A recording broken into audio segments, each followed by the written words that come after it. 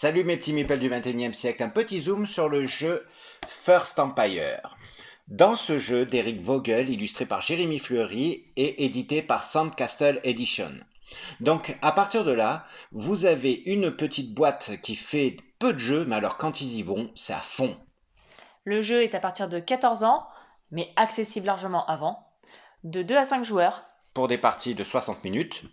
Et du coup, maintenant, on va vous montrer le jeu. C'est parti. Allez, découvrons l'intérieur de la boîte. Alors,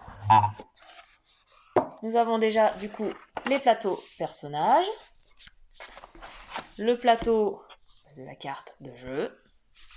Chaque personnage a son petit coffret avec son petit matériel à l'intérieur, les petits dés, le pion pour le compte-tour. Pour vous montrer le plateau, en fait, on le découvre. Hop, ici on aura la version pour 2 joueurs et ici de 3 à 5 joueurs. Concernant les plateaux personnages, nous avons donc un plateau personnage. Tout en bas, nous avons sa configuration. Là, c'est pour le 2 joueurs. Donc, on en a 2 à utiliser pour les 2 joueurs. Il y en a 2 pour forcément 3 et 4 joueurs. Et le dernier, 5e joueur. Pourquoi? Parce qu'on a des cartes objectifs. Et du coup, en fonction des cartes objectifs, il faut utiliser telle carte, etc. Nos plateaux joueurs, ils sont faits comment? Du coup, nous avons ici la colonne avec les dés qu'on va avoir. Donc, au tout départ, on n'aura que 2 dés. Si j'arrive à augmenter, je vais en avoir 3, 4, 5 et ainsi de suite. Là, ça sera les relances de mes dés. Là, ça sera mes mouvements sur le plateau central, donc mes mouvements de conquête de ville. Ici, ça sera mes cartes objectifs que j'aurai en main. Et ici, mes petits soldats sur le plateau. Sur chaque colonne, vous avez un petit encart mauve, en fait, qui va décider au moment où vous allez placer vos villes sur vos régions. On peut remarquer aussi un rappel donc du personnage dans une illustration vraiment magnifique. Le premier joueur, en fait, il va aussi avoir la charge du compte-tour. À chaque fois qu'on a fait un tour de table, en fait, on va augmenter les manches. Le jeu se joue en 1, 2, 3, 4, 5, 6, 7, 8 manches. Donc du coup, à nous d'exploiter nos manches en vue de monter un maximum nos cubes. En début de partie, pour vous placer donc votre première ville et vos premiers explorateurs, pardon, il va falloir regarder le nom qui est sur votre plateau pour le retrouver, par exemple, sur le plateau. En revanche, Etrivia, justement, elle va commencer ici. Donc nous retrouvons donc les cartes objectifs. Les cartes objectifs, il y a 2 manières d'en profiter. Soit vous les exécutez, par exemple avec occuper 3 régions adjacentes. Donc une là, une là, une là, c'est adjacent. Donc vous pouvez abattre la carte justement qui vous procurera des points en fin de partie. Ou quand vous faites du jeté de dés, vous pouvez justement dire une carte que vous ne pourrez pas faire de toute façon parce qu'elle est trop compliquée par exemple par rapport à votre placement. Vous pouvez la craquer, la défausser pour modifier un dé sur la face que vous voulez. Alors, comment on joue? Donc, au départ, j'ai 2 dés. Je prends 2 dés, je les jette.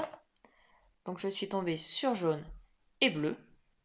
Je vais pouvoir, du coup, déplacer mes troupes.